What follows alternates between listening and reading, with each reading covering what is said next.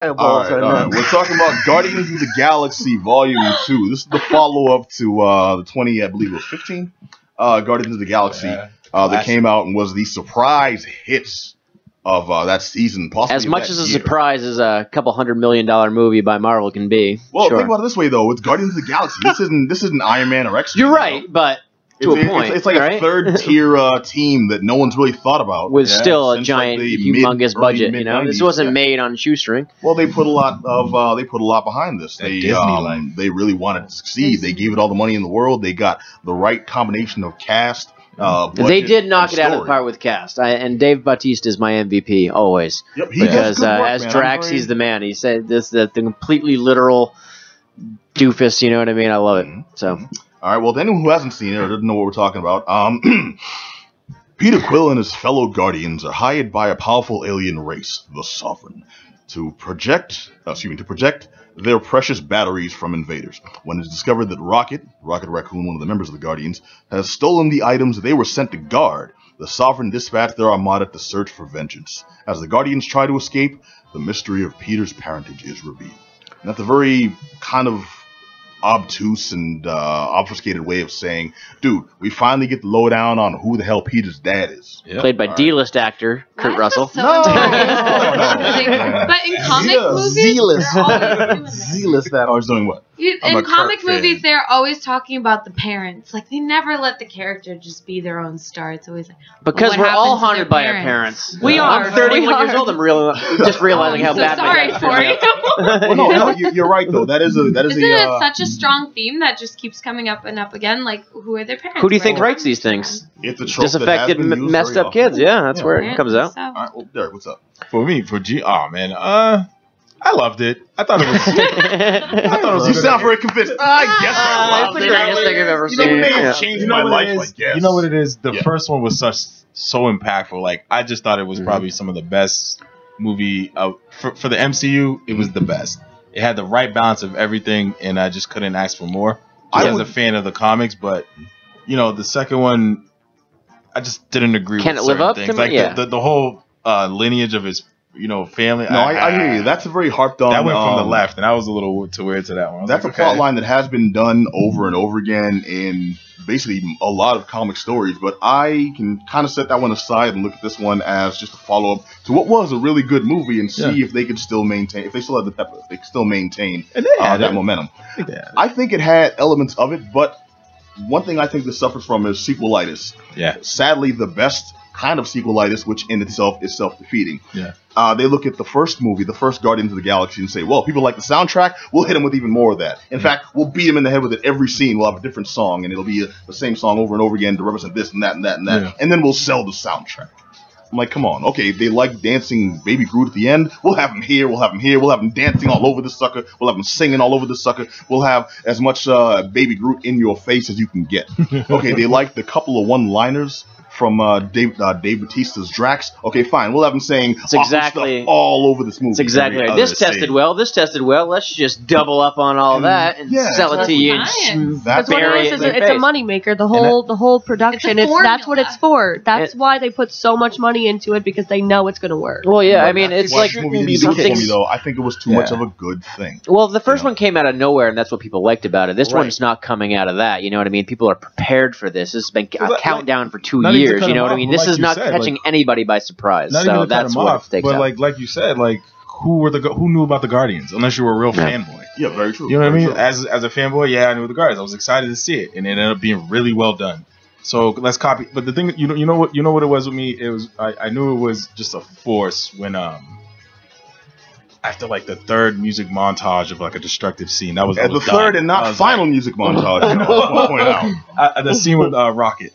That scene with Rocket. There's like 8 of them. Wait, the one where he gave his "You don't know my life" speech. Yeah. Oh, man. Okay. I was a little over it. The first Guardians, as much as I don't want to do a review by comparison, the first Guardians of the Galaxy focuses on Peter Quill, and the most extreme emotional relationship we get there is between Quill and Gamora, and the rest are characters interacting with each other in particularly logical and believable interactions. This movie had, I don't know what kind of disease causes just constant monologuing, but everyone had a story to tell now. Rocket has, oh, you don't know why I'm a D-bag to everybody. I'll say, you don't know where I've been, what I've been through. What's his name? With the, doggone it, what's his name escaping me?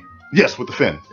Suddenly you don't know what I had to do to keep this boy alive, and yes, thank you, Yondu, to get to the head of the pirates, and then suddenly, because he was Terran, they never ate Terran before. Yeah, and gotta make you care. We cared before. Now it's just getting silly. Everyone I will had to say give this a speech. though, Everyone had to. I do think this is their faux pas. Like I think this is where the MCU has been doing so good so far, and they've been really successful. I think this is their one faux pas. Think of the Guardians. I think Strange was the beginning of the decline on a certain level. Ooh, really? That movie Strange sucked, was great. I really enjoyed Strange. Adam had a lot of issues. You hated Strange? Yeah. It was great. I thought it was all right. Watch it again. You know, it's gonna make me question. Anyways, wow. No. I saw the movie 3 times. But Strange is the decline, and I think that Galaxy. I just think it's all gonna culminate to this one big flop. Well, I know they've been doing well so long. You can only. It's kind of like the Marvel series on Netflix. They're like, it started out really great, and then it's like, what the hell was the Iron Fist? Three very decent shows, and then Iron Fist is like, exactly. They can't all be gems, but this one I think where it may have gone wrong. No. Is trying to give the audience too much without basically a decent editor saying rein it in here and there, because there were a lot of tidbits for Marvel fans that were in this movie that I thought were missed. And one of the things I want to call attention to, because it's not even glossed over, but it's just so deeply buried in everything else that you don't really realize that there's a couple of cameos in here. I'm just gonna spoil one because it's like pointless. Sly Stallone just like pops up out of nowhere. I mean, that was out there on the internet for like 3 months. Well, yeah, but the role he plays, Sly Stallone, Michelle Yeoh, and Ving Rhames. Yeah, you know, the characters they play are the original Guardians. Like the Guardians of the Galaxy wasn't always Yondu. Wasn't always Peter Quill, Gamora, all them. It was originally the Ravagers, exactly. Yeah.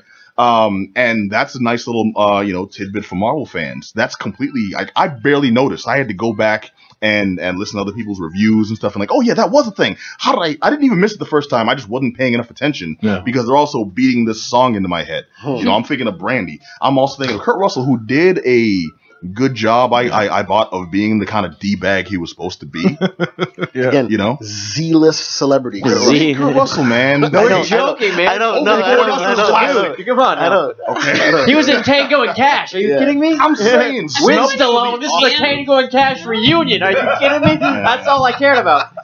All right. No, I think our love for Escape from LA on this show is well known. What'd you think of the scene? Which scene? There was 3, but the second one. The second one with the Sovereigns.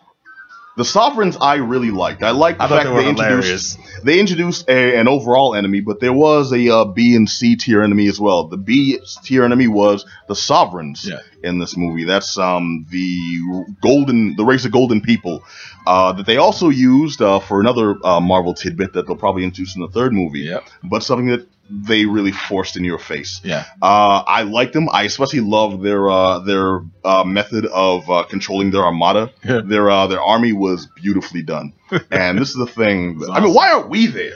Why don't we control that like now? If anyone hasn't seen the movie, they have no idea what I'm talking about. But what it comes down to is this picture does a lot of good things for Marvel fans and a lot of good things for general movie fans. But it suffers from the success of the previous movie that it's following in that they're trying to give people too much of a good thing.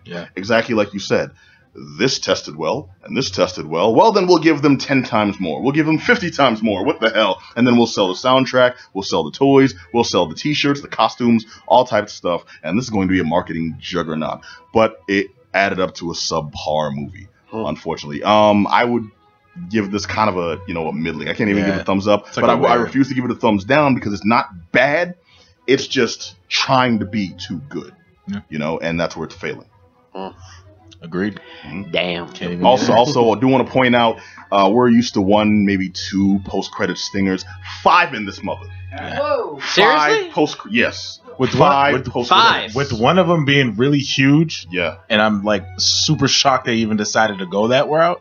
Which is again where I think they're gonna. Yeah, I did not see that coming a mile away, bro. Okay, I saw it coming. I understood why they have to do it because it's so pivotal to the last Avengers movie. But simultaneously, how are they gonna Really? Well, you needed to introduce that a little bit. Oh, well, over no, the top keep two. in mind, like, that's, is that what they hinted at? No, no. Oh yeah. Nicely done. Nicely done. Stallone. Yeah. No. Come on, it's not in there. Basically, they're implying more Marvel stuff.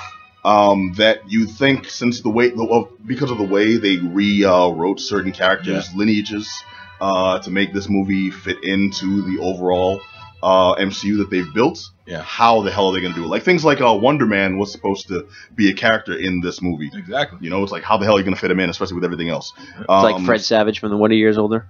Wonder Man. No, but that would be cool as hell, though. I'm saying it's like no, he steps on scene. He's got Where's the Winnie shirt, Cooper? The glasses, but you hear, "What would you do if I sang?" That's it. I wouldn't put it past him to put that on the I don't want it soundtrack to too. end. I know. I agree.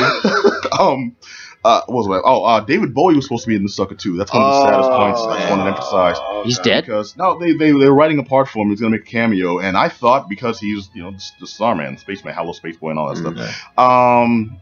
It's kind of sad because it brings to mind how much could have been, and probably would have been a different direction.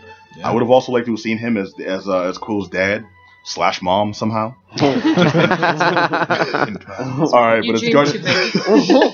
Your dreams are too large. It's Guardians of the Galaxy 2. Check it out, but take it with a grain of salt. Yeah, Derek. Yeah, grain of salt. I mean, fanboys, you'll love it.